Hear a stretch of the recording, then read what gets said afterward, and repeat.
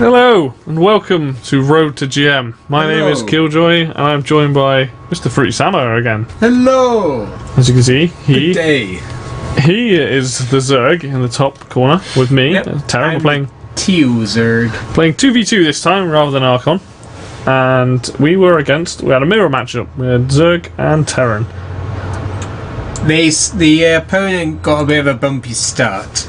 Yeah. Since the Terran player was AFK and the Zerg player wasn't very good to this game, but you shall see that as the game unfolds. I'll just sped it up a little bit here just so you get a general idea. You probably could have steamrolled them in about 4 minutes if you realised what was going on. I did a classic opening that I usually do, which is, supply barracks, then thing. I don't know what you were doing. I think I spawn pool, then expand. Yeah. Yeah, I think I want to play a bit safer, so I got my free in gas to get speed and just start getting some roaches. There he goes. Off he goes to expand. I then decided to get another barracks because I was thinking, we might get rushed. I was like, get a lot of dudes. Yeah, I think I'll then go to Roach Warren. This is what the next thing I build. This is what the Zerg currently had.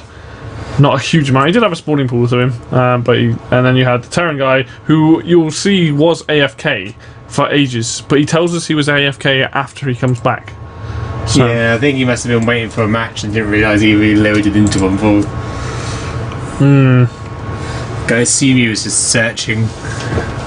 Didn't think he was I did my safety missile turret because I was worried of a thing from there. Spore that side.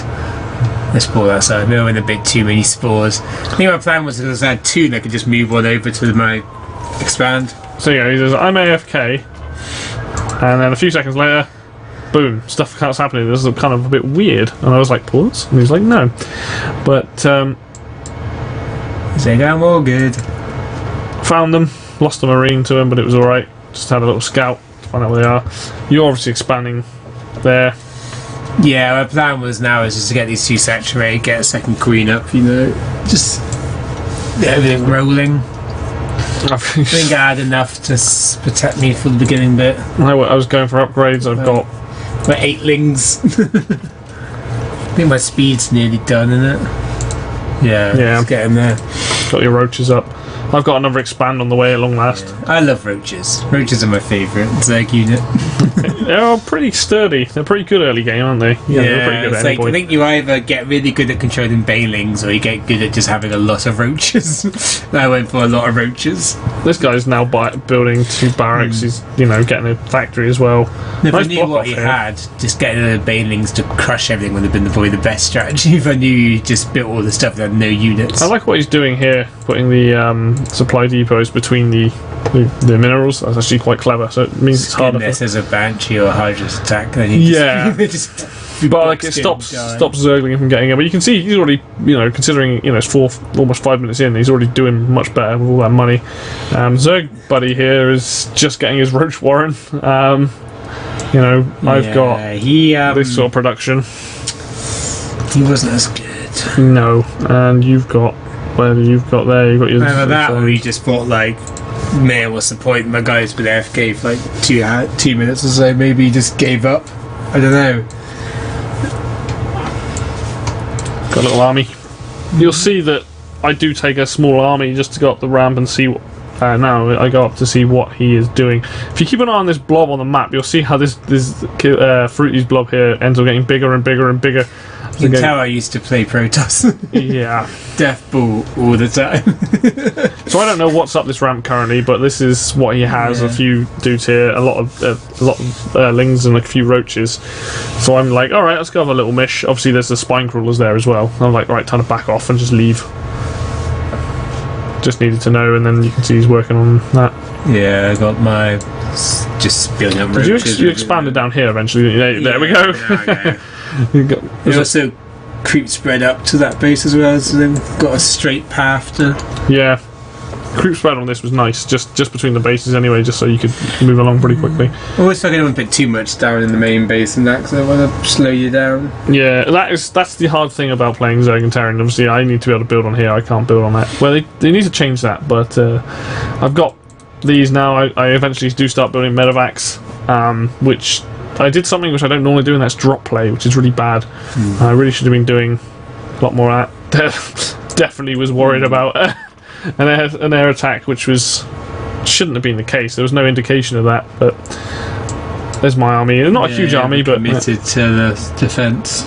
Yeah. I think we both were expecting them to be like as far as we were. I think we both haven't seen anything yet, so they must be like super aggressive, building a big army because there was no early attack.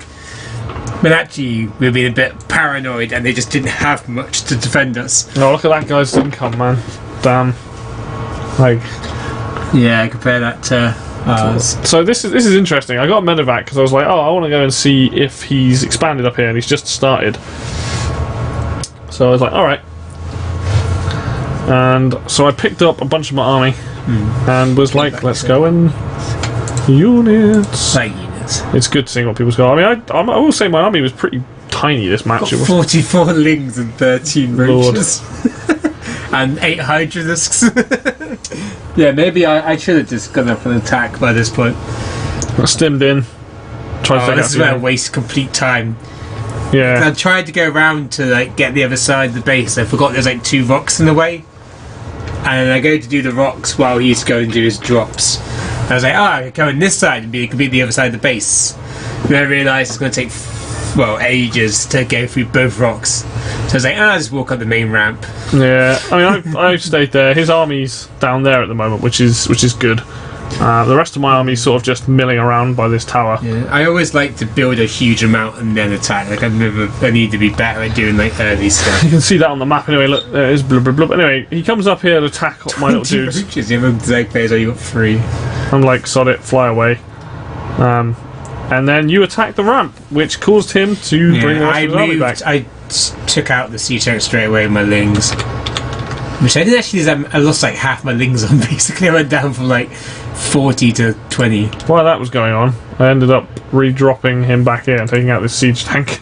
And then just sort of casually destroyed that, which wasn't doing a huge amount, but it did distract a few I of the sent units. my lings over to kill the other Zerg guy because I realised he had nothing. That my lings, wouldn't need my lings for, so my roaches and hydras went to take down the Terran player.